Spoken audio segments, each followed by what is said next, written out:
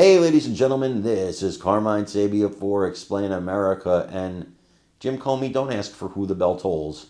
It tolls for thee, and you brought it on yourself.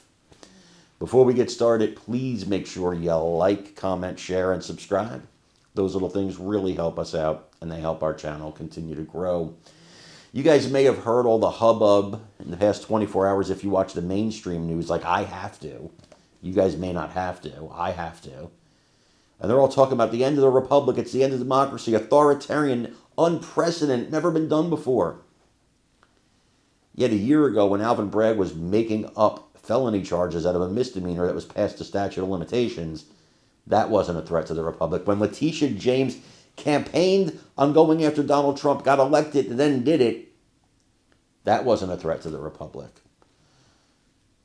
When Jack Smith looked everywhere for a crime to get Trump on and bring him into Washington, D.C., where he knew with a D.C. jury he'd get a conviction. That wasn't a threat to the republic. When Trump's attorney, Rudy Giuliani, and Jenna Ellis were persecuted, not a threat to the republic. When Peter Navarro and Steve Bannon went to jail, not a threat to the republic.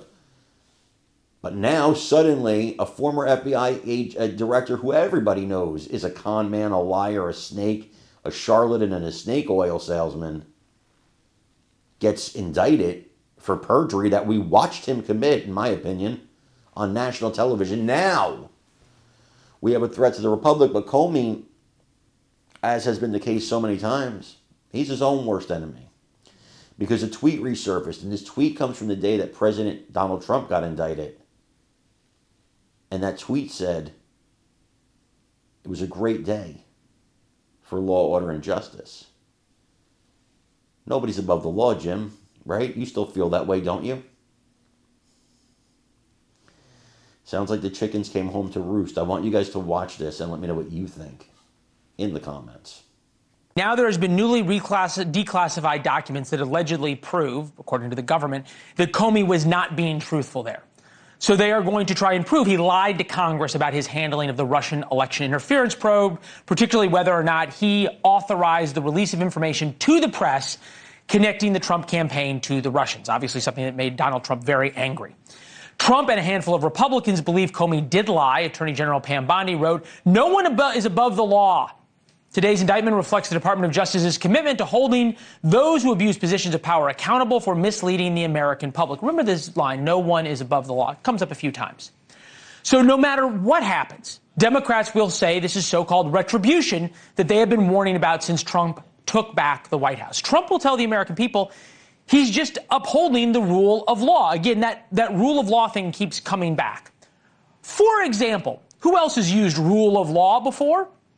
Well, it is the exact same thing James Comey said when Donald Trump was indicted back in 2023. June 9th, 2023. James Comey, at the time, felt the need to speak, be heard on the Trump indictment. And he tweeted out, "Today is a good day for the rule of law." If we have to explain the irony, it's not actually irony. A jury will decide Comey's fate, much like a jury decided Trump's fate in New York. We said over and over, the lawfare against Trump was wrong, and the Democrats would regret it. It's hard to say Republicans will regret this because the same thing has already been done to them for the past 4 years. So on this show, and you are viewers who join us every night to be fair, we don't see things left versus right.